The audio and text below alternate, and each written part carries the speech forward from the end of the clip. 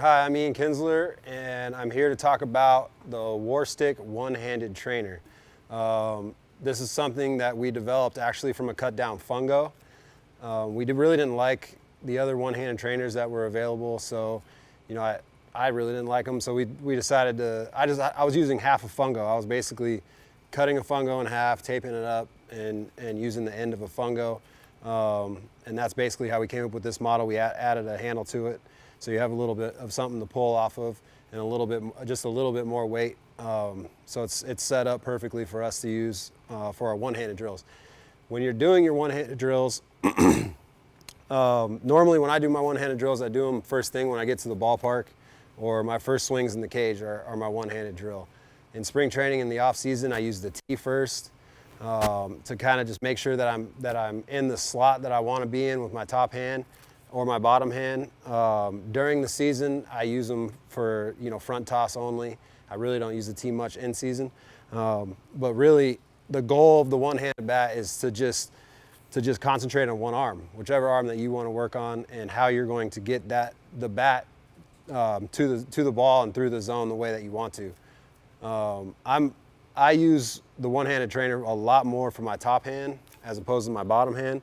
And when I use the bottom hand, it's really to just make sure that I keep my front elbow bent, that I don't bar out with it and swing flat through the, swing flat and slow. I like to stay hinged, so when it is time to deliver the ball, I'm able to hinge through the zone with more speed. And I don't do that very often, but a lot of guys do. A lot of guys use both hands, and a lot of guys use this for two hands. So they'll use their front hand first for their drills, then they'll use their back hand, and then they'll use two hands and feel what they've worked on. When I go to the back hand, or the top hand, you should say, is my biggest goal is just to make sure that my path is correct. So when I'm going to deliver the bat, I want my elbow to lead everything. I want my elbow to act first. Before the bat goes, before my hands go, I want my elbow to lead everything. So really the focus point is to have my elbow fly through. You don't want to bury it into your side. You want to keep it close to your body, but you want it to fly through your front side, and it drops your bat on plane, is what we call it. And you want to get on plane as fast as possible. So you don't want to come down steep like this and then drop to plane. You want to get your elbow to fly through so the bat drops in plane way back here. So if there is a fastball that beats you, you're already on plane to make good contact. You'll probably foul it off, but you're going to be on plane to hit the ball square.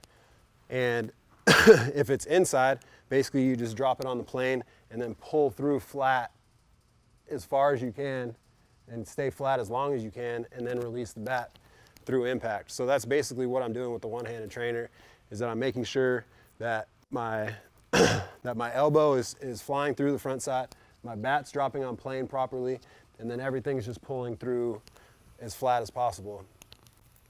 And the first drills that I do is off tee.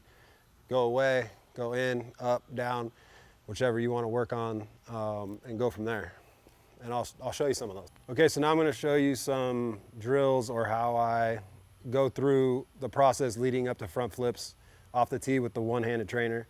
I like to start away first, and the reason is because it's harder to drop the barrel into plane when the pitch is away, or it's more important to. When the pitch is away, if your barrel comes on top of your shoulder to the ball, it's going to be hard to hit the ball that way with power. So what my focus here is to make sure that I'm dropping my bat on the plane and then staying through as flat as I possibly can and hitting the ball the other way over and over again. I mean, that's what this drill's for. So basically, this isn't about speed. This isn't about as fast as you can do it. It's about as proper as you can do it. It's about technique and balance. So I don't want to be really jumping at this ball or trying to fly through this drill. I want to be doing it slow. I want to be doing it properly so I can feel my body and feel the way it works. So it looks something like this.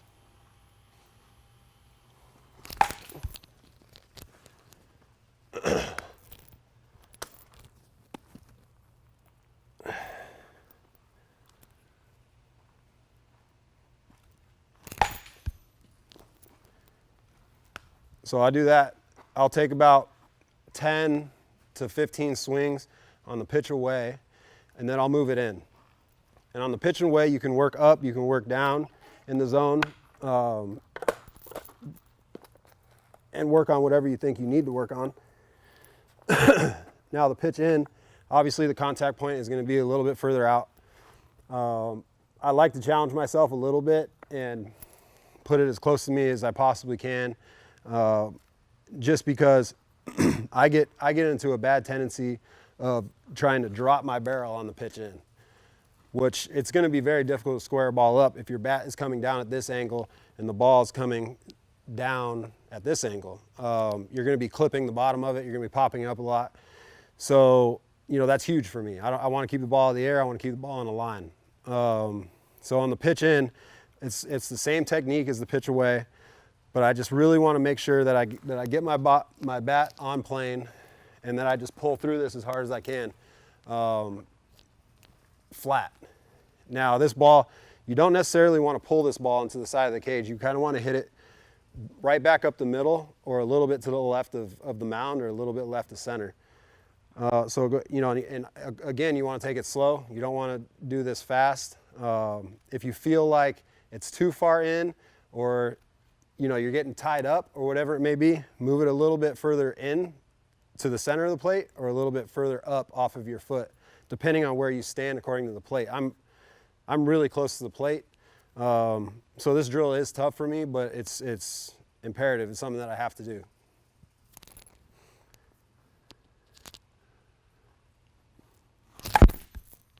That was a bad one.